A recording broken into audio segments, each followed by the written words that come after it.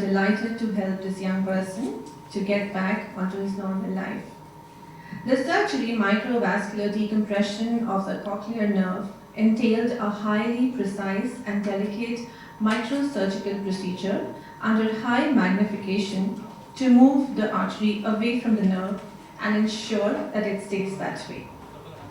Before we begin and we move forward, I would request Dr. Anuradha Bhaskaran, Assistant Director, Medical Services, to please deliver the welcome speech. I welcome each one of you to this press conference, and it gives me great pleasure in acknowledging and congratulating the neurosurgical team for having performed this novel procedure. At MGM Healthcare, our commitment is more than something we continuously strive for. It's reflected in everything we do. It's a part of who we are, and it's with this dedication to our patients that is reflected in the best clinical outcome and quality care. The Institute of Neurosciences is headed and supported by a team of clinicians by Dr. Sridhar, Institute of Neurosciences and Spinal Disorders, So it offers a comprehensive care in all aspects of neuro and spine problems. The USP of the Institute is integrated neurocare, where specialists from different departments come together on a common platform to ensure the best possible clinical outcome for the patient. It's a very happy moment for us to share with you the journey of this patient, and I give it on to Dr. Sridhar.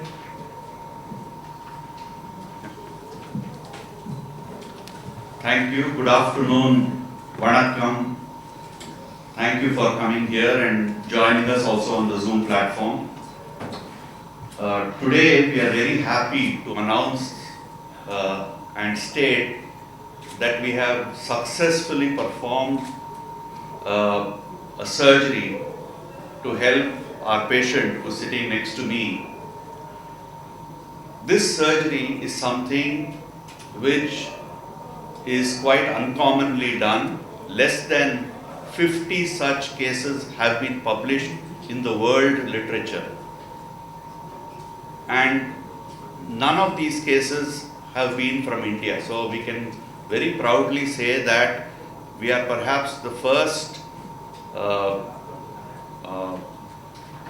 hospital or department to perform this surgery for a patient with tinnitus in India. And that is really, I think, a great thing. It's not only that, it is also to tell patients who are suffering from this problem that there is a possibility of cure by this surgery when all other types of treatment fail. Now, you just heard that tinnitus is a sound in the ear. That is what is tinnitus. The causes of tinnitus are many. It can be in the ear itself, or it can be because of a problem near the brain, something which causes a sound and stimulates the hearing organ. That is the cause of tinnitus. Generally speaking, tinnitus commonly is because of problems in the inner ear or the cochlea, which is the hearing organ. This cochlea then connects to the brain through a nerve called the cochlear nerve.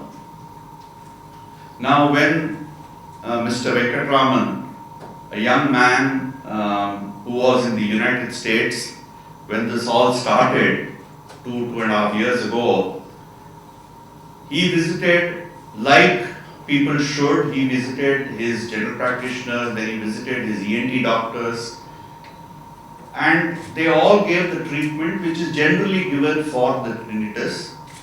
But unfortunately, his tinnitus did not go away.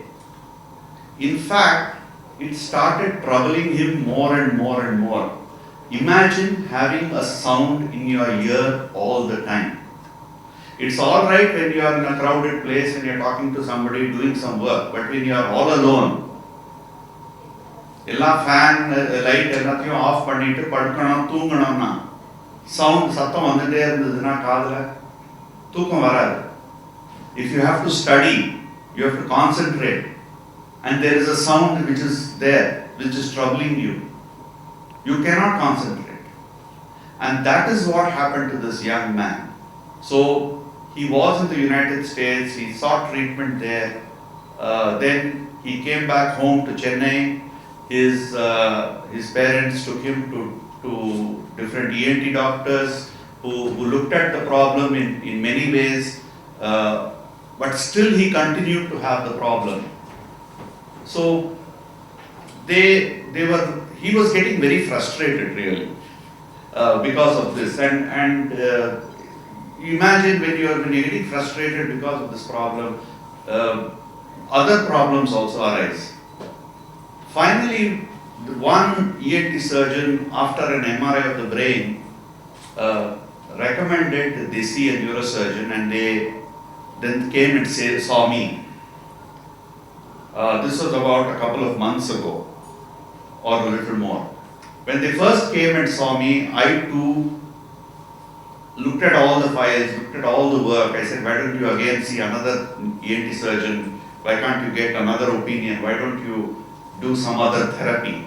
But they had already done almost everything, and everything had failed.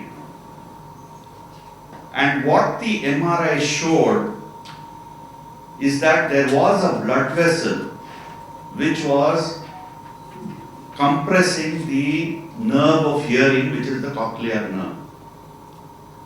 Now, this surgery which we did is a surgery called microvascular decompression.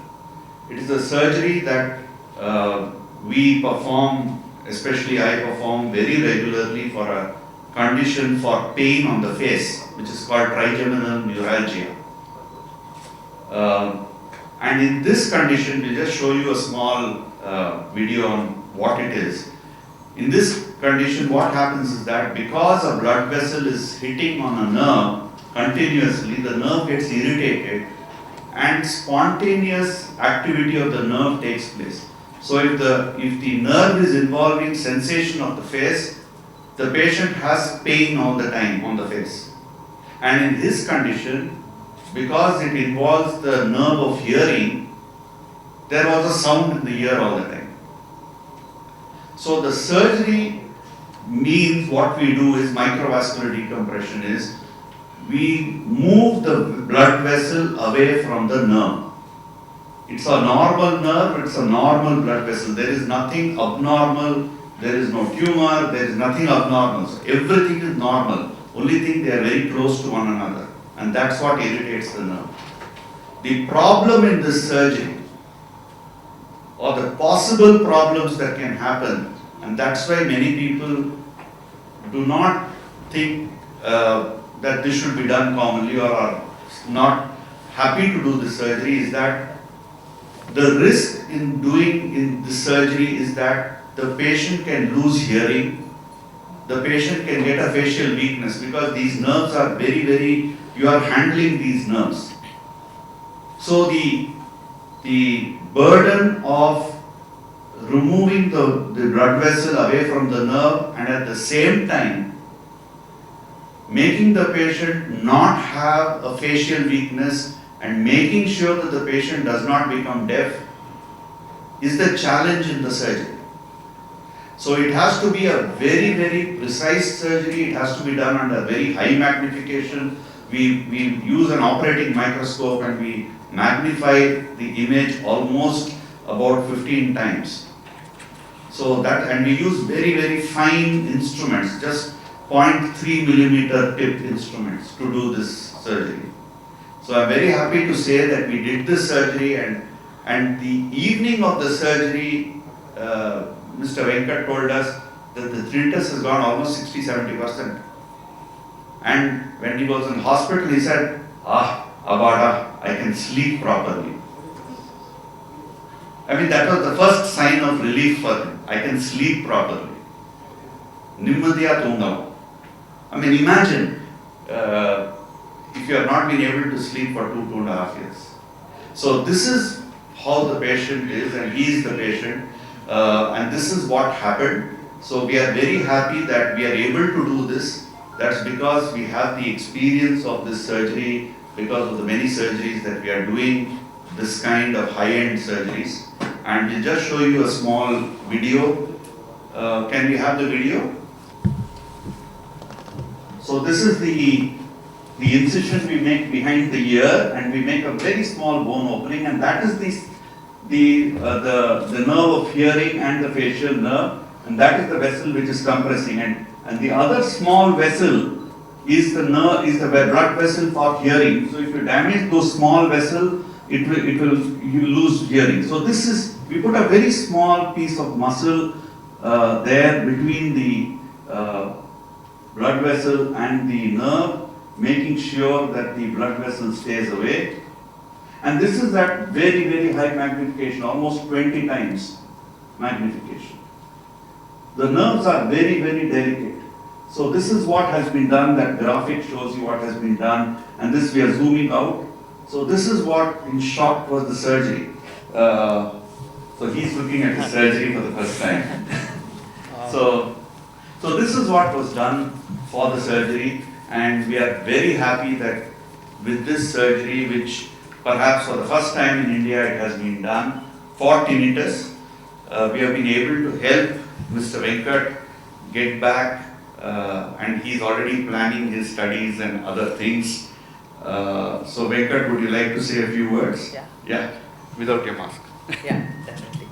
Thank you, Dr. Sridhar. So, yeah, so like you said, so for the last 2 years, I've been having this tinnitus, this very loud ringing noise in my ear, and so அதனால சரியா தூக்கம் வரல, தூக்கம் வரதுக்கே so கரெக்டாக இது காது பின்னாடி ஒரு டேபிள் ஃபேன் வச்சுட்டு like lot of like arrangements கரெக்டாக இருந்தால் தான் தூக்கம் வந்தது. அண்ட் இது லைக் ஃபோக்கஸ் பண்ண முடியல, லைக் படிக்கிறது, ஒர்க் பண்ணுறது. And so had lot of difficulties, and நான் ஃபியூ திங்ஸ் ட்ரை பண்ணோம், அண்ட் எதுவும் லைக் இது லாஸ்டிங் ரிலீஃப் அண்ட் இம்ப்ரூவ்மெண்ட் கொடுக்கல.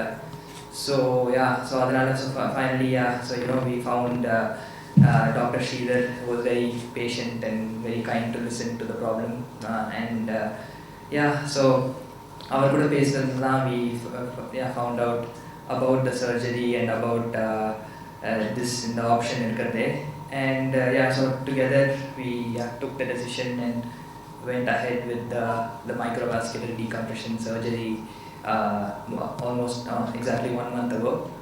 And so ipo feeling much better. Both, sleeping is much easier, and like satham nalla kuranjirukku, so I'm able to live a more normal life, which is so very, very thankful to and grateful to Dr. Sridhar and team and everyone at MGM for everything. So thank you.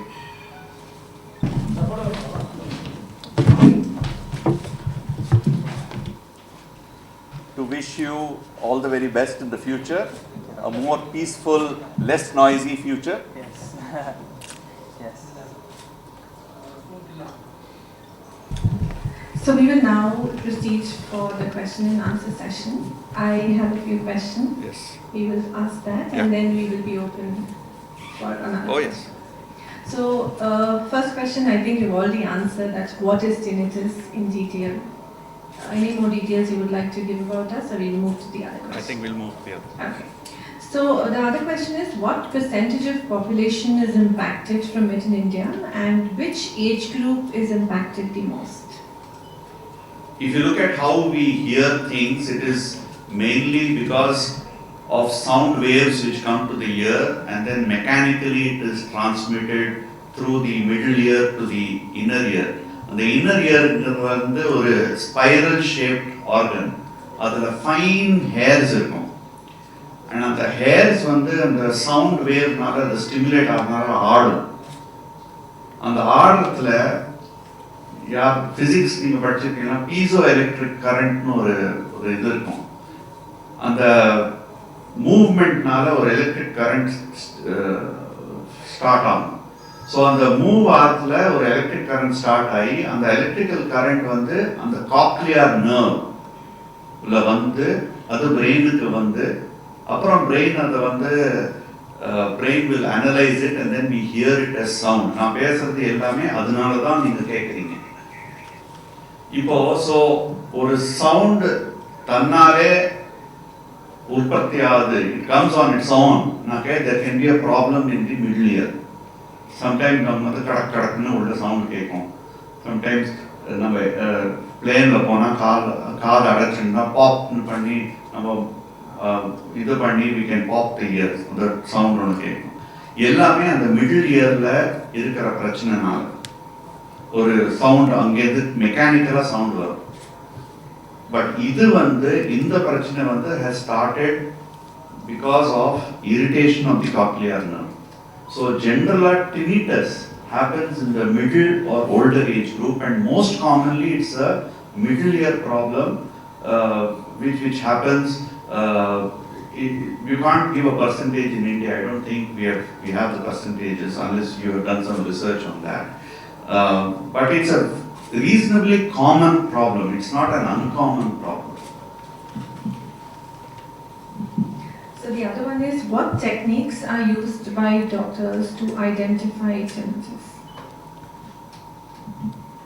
See, the biggest problem is that tinnitus is a subjective problem.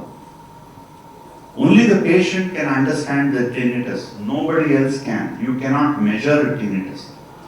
What we have is a tinnitus measurement scale, and he has undergone this scale multiple times, because only by doing that scale we understand the tinnitus. So, காதுல சத்தம் கேட்கறதுன்னா எனக்கு தான் கேட்கும். வேற யாருக்கும், nobody else will be able to hear it. It's only me. So it's like pain. We can only ask how much pain. So like that we have to ask the patient. There are some questionnaires which are there where we can objectively understand how bothersome the tinnitus is. So there is no test to diagnose tinnitus. Tinnitus is a clinical symptom. But once a patient complains of tinnitus and we want to understand it, then we have to do high definition CT scans to look at the middle ear, inner ear and all that. And then we have to do an MRI to make sure that there is nothing wrong in the nerve, the brain pathways are all right and things like that. So these tests help us understand the cause of the tinnitus. So, doctor, in this case, how severe was the impact of tinnitus and possible causes of occurrence in a young age? In Mr. Venkat's case, as you can understand, it was the severity score was quite high, so it was already done before by another ENT surgeon, and then we repeated it here just to make sure that we understood really what was happening. So the severity score of tinnitus was high for him, and that is why he was so troubled. Now, it is not very common in the younger age group. It is generally middle age is the cause of tinnitus, is the more common age for tinnitus. Younger age, it's not so common, but when it happens, we really have to look at a proper cause. And there are many causes which can cause tinnitus, and we have to look at that cause by doing CT scans and MRIs. So, how did you zero in on MVD surgery for the treatment? Sorry, how did you? How did you zero in on MVD surgery, and why is it not done globally till now? Oh, it is. We had run out of all options. And that is why, and because the MRI showed, see, modern MRIs, when you do it with 3 Tesla, like the one we have here, we can actually see these fine vessels also. There are certain MRI sequences whereby we can look at the vessel hitting the nerve. So actually the MRI showed a possible vessel hitting the nerve, and therefore that option came up. And he had already tried everything, and therefore actually during our counseling sessions and talking sessions, multiple times I asked his mother, I asked him, why don't you try this again, why don't you try that again, let's try it. And that's why our meetings took place over a period of 2.5 months before we finally decided, yes, we will do the surgery. Because you must understand, it's a surgery. And we are doing it for a symptom which none of us can see. It's only him. So we wanted to be absolutely sure that we had run out of all other options. And like I told you, and like you saw on the video, it is something where things can go wrong. And a young man can become deaf or have a facial paralysis. Yes, we were confident that we are not going to do it because of our experience and expertise. But still, it is our moral duty to make sure that all other avenues which are less invasive are tried out before we do it. Now, we then zeroed in on MVD because that was the only option left. Globally, less than 50 cases, about 44 cases have been done in literature. I just checked it 4 days ago. 44 cases have been done in literature, have been published in literature worldwide.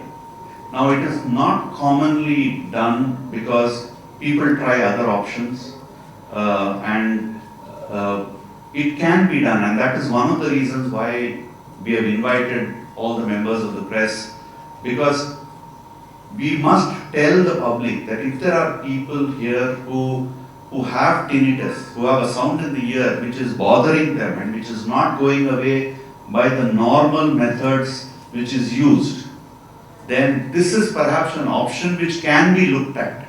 I am not saying it has to be done for everybody, but it is an option which is there, which can be successfully done, and the patients can get rid of their troublesome tinnitus. So the thing is, you need the experience and the expertise also to do it, and the infrastructure. It cannot be done anywhere. You need high-end microscopes, you need other things to help you during your surgery. And therefore, without all that, it's not correct also to do it. So perhaps that is the reason why it is not being done regularly, but it's also because I suppose people are not aware that this is a possibility for intractable tinnitus. So post-surgery, what precautions the patient must take for a complete recovery? And is it completely curable? We do it with the aim of complete cure. Even if we get a 60 to 70% reduction, we are very, very happy, because that is a significant improvement in quality of life. Currently, all our medical work goes towards improvement of quality of life, and this is one huge thing which will happen to improve the quality of life, and I think that is very, very important. So the precautions taken, of course, are to, just like any other surgery. So it is a surgery at the end of the day. So whatever precautions are done for any other surgery, it's the same precautions. There is nothing different. The incision is behind the ear. Perhaps you can show them the incision. You can't even see it. Yeah. So and the patient can get back is up and about the next day. So that's not a problem. Only thing, we don't want them going about till the wound heals. These are the normal surgical precautions. Otherwise, nothing special. Doctor, what can be done to raise more awareness about tinnitus in India?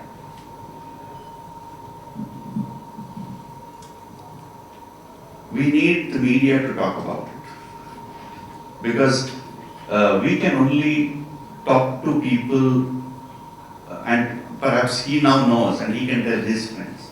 But how do we tell many people at the same time? It is through the media, and therefore I am very thankful to the media for coming here and trying to spread awareness about a new technique to help people with tinnitus, where tinnitus cannot be solved by other problems. This is a novel technique which has been done here at MGM in Chennai. There is no need to think about going abroad. It can be done right here. My next question is for Mr. Venkataraman. How was your experience at MGM and how are you feeling post-surgery? So my experience at MGM was very, very good right from the start. So I guess me and my family, we came to the hospital one day before surgery and did all the did all the free surgical tests and everything. So so everyone was very very friendly and very helpful. And post surgery, so it's been, like I said, so 1 month after surgery now, and recovery is going very well. So I'm able to do all the things I like, and do and be read books and play chess and all that all those things without hearing that sound, and and by just having focus on a single thing that I do. So that is that has been really great, very very big improvement already, and seriously very happy I underwent this surgery. I've only not allowed him to play contact sports. Yeah. That's the only thing I told him, don't do it yet, maybe in a couple of months. Otherwise, everything else he can do. I've been doing the surgery now for the last 30 years for trigeminal neuralgia. And I have found muscle to be the best material to use to put between the vessel and the nerve. Many places in the world they use an artificial substance called Teflon. I have also used that, but I have not found it as good as muscle, in my personal experience. It stays there permanently, and when we audit our cases and look back at our cases, we find a very good recovery and follow-up rate. So I think it will be there permanently, it does not cause a problem. This tinnitus is different from vertigo or what? Vertigo is thalai suttal. Tinnitus is sound in the ear. Actually, in that video you saw, I had written 7th and 8th nerve. There are actually 4 nerves there. One is the cochlear nerve, which is the nerve of hearing. Then another one is the facial nerve, which makes our facial muscles move. Then the other 2 nerves are vestibular nerves, which make us keep our balance. So what happens is, in vertigo, the vestibular nerves are involved. In tinnitus, the cochlear nerve is involved. So it's a completely, though all 4 of them go together.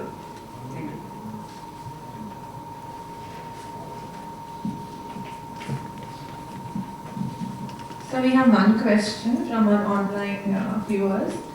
Can this condition occur due to cracker bursting near the ear?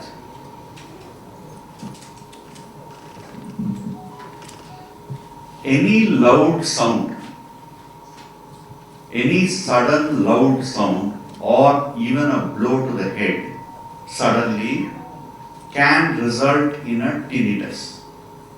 The reason being the cochlea, which I told you, the organ of hearing, gets disturbed, and all the nerve fibers in that get disturbed. So a sudden, for example, a sudden sound can cause tinnitus, but generally these are temporary. It will last for some time, maybe 24 hours, 36 hours, and then go away. Okay? What is the cost of this operation? Is it covered under insurance? Yes, it's covered under insurance. The cost varies depending on the ward. So for general ward patients also we do it very, very cheap. So some of our online viewers have requested to have the video played again. Oh, yes, and play. a little bit of explanation from you Oh, one yes. more time. Can I So stand we'll there have and the do it? video again. Yeah, I'll stand here and do it. So maybe you can freeze when I tell you to freeze. Sure, sir. Okay, just freeze there. Okay, so this is the incision we made, this is the ear. So just behind the ear, we make an incision, a round incision like this. And when we open the bone, because our brain is inside a skull, we have to open the bone. So it is about 2 centimeters to 2.5 centimeters, maybe 1 inch diameter. That is the size of the bone opening that we make. Okay, please go on. So stop. Now this is the nerves I told you, 4 nerves. We call it the 7th and the 8th nerves in medical terms, but there are actually 4 nerves there which include the cochlear nerve or the nerve of hearing, the facial nerve and the vestibular nerves. So all four go here, this is the brain here, and then it goes towards the inner ear here into the bone. Now, this small blood vessel is actually very, very small. It is actually very, very thin. This is the labyrinthine artery, which is actually the artery which supplies the organ of hearing. So if we damage this artery, the hearing is gone. And then this bigger red thing was the artery which was actually compressing the nerve. Can you please go ahead? So that is what was there, and this is what I have explained here. So this is the compressing vessel, this is the nerve, and this is the labyrinthine artery. So this is what in this diagram I have explained here. This is the small brain or the cerebellum which is here. And then this is the hearing nerve which you are seeing, and the compressing artery is like this. So this is the compressing artery. Next please. Please go on. So we use fine micro instruments like this. You can go on. To separate the bands of tissue which hold the, stop now, which hold these are all bands of tissue which are normal, which is called arachnoid, which holds things together in the brain. And we need to separate what is holding this artery against this nerve. So that has to be done, like I told you, with very, very precise. It has, you cannot make any mistake, because if you make a mistake, you will damage either this vessel or this nerve or this artery. And anything you damage is a disaster. So you have to be very precise and very delicate. It's like doing a rice grain la arc pannuvanga. It is like that. So if you make a mistake, that grain is gone. So you have to do it correctly. Okay? So then you separate that using very, very fine. The instrument tips are less than 0.3 millimeters. That's how fine it is. Please go on. So we take muscle. Just see, when you open here, there is some muscle here. So we take the muscle from here itself. We don't open anywhere else. We don't have to. It's right there. So we take, and the muscle bits are just this much. It is less than the size of your nail. It is just less than that. So we take only that much of small bit of muscle, and then go on please. And then we place it in such a way that the vessel is kept away from the nerve and it does not come back. So you'll realize that with my movements, that these are all at almost 12 times magnification. That's how big. So we are zooming out. So you can see slowly the magnification is reducing. And even now we are at about 4 to 5 times magnification.